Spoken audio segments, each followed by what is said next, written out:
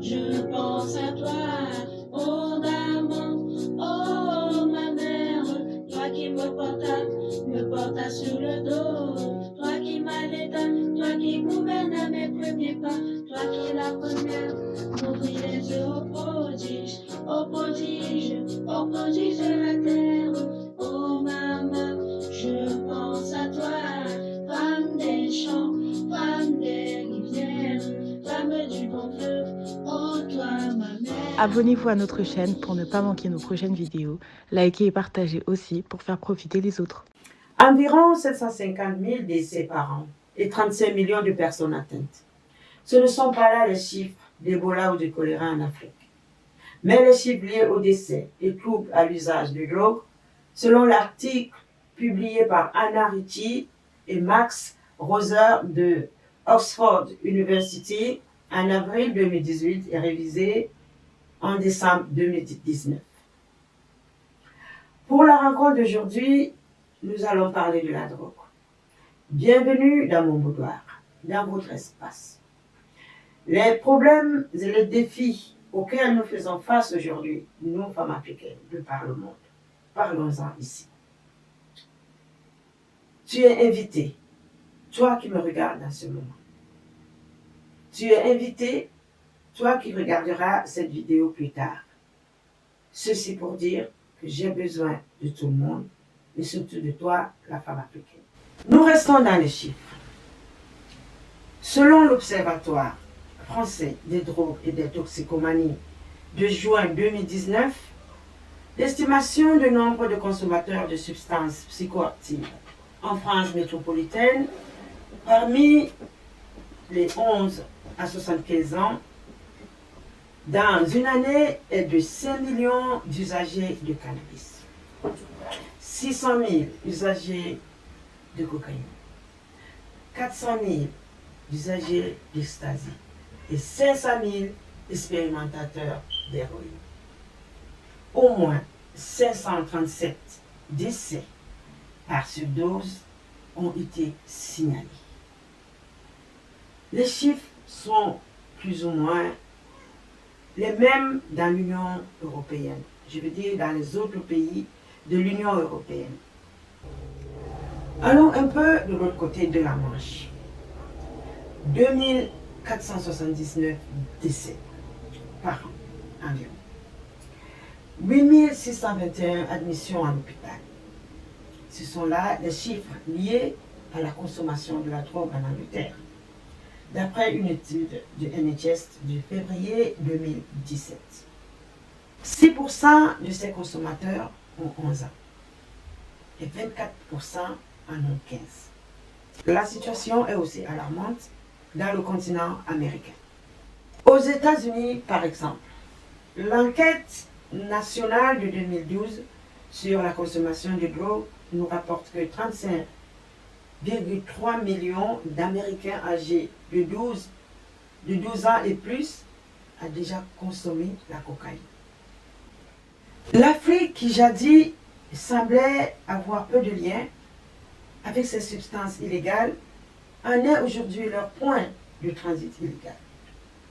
Puisque le trafiquant trouve en Afrique un lieu paradisiaque où le contrôle est presque inexistant. Et quand bien même il y aurait contrôle, la corruption y est importante. Ainsi, la voie du Sud, comme on l'a baptisée, et cette route-là, qu'empruntent ces stupéfiants en Afrique pour atteindre leur destination dans le reste du monde. L'expérience nous a montré que à partir du moment où on est en contact avec quelque chose, on a fait usage. C'est ainsi que l'Afrique est devenue productrice et consommatrice de drogue. L'intensification de ce trafic entraîne une augmentation très forte de la consommation de ces drogues dans le continent africain. Il n'y a presque pas d'informations disponibles en termes de chiffres quant à la production ou la consommation de drogue en Afrique comme partout ailleurs. Néanmoins, certains organes internes de quelques pays africains ont publié des chiffres. C'est le cas du Comité national de lutte contre la drogue au Cameroun qui rapporte que 21% de la population camerounaise a déjà expérimenté une drogue dure. 10% sont des usagers réguliers, dont 60% sont âgés entre 20 et 25 ans.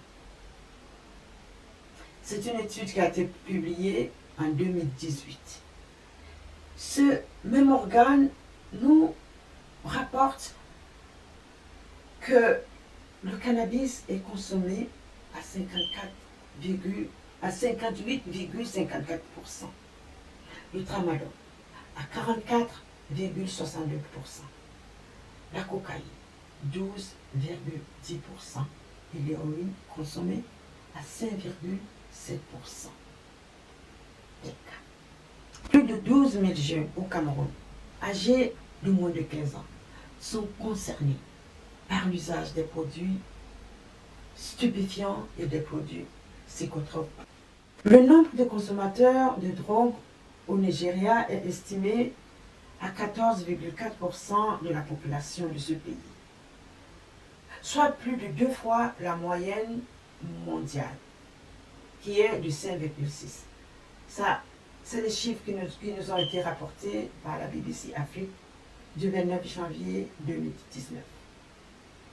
Ces derniers temps, il y a une information qui circule comme quoi la Côte d'Ivoire est devenue la plaque tournante du trafic de drogue en Afrique de l'Ouest.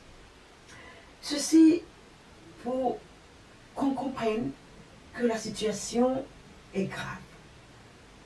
Elle est très grave. Car pour nous, si c'est un seul consommateur qu'on a, c'est un consommateur de trop. Car on le dit souvent que c'est une dent qui a gâté toutes les autres dents. Donc le souhait aurait été qu'on ait 0 consommateur. Mais en ce moment, ce n'est pas une dent, ce n'est pas un consommateur, mais c'est presque toute l'Afrique qui est atteinte. Et nos jeunes enfants sont les plus atteints. Nous devons, en tant que mères, faire face à ce fléau. Même si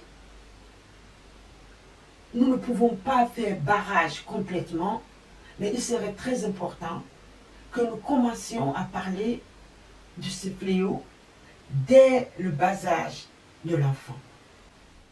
Les parents ne parlent pas assez du problème de drogue dans la famille.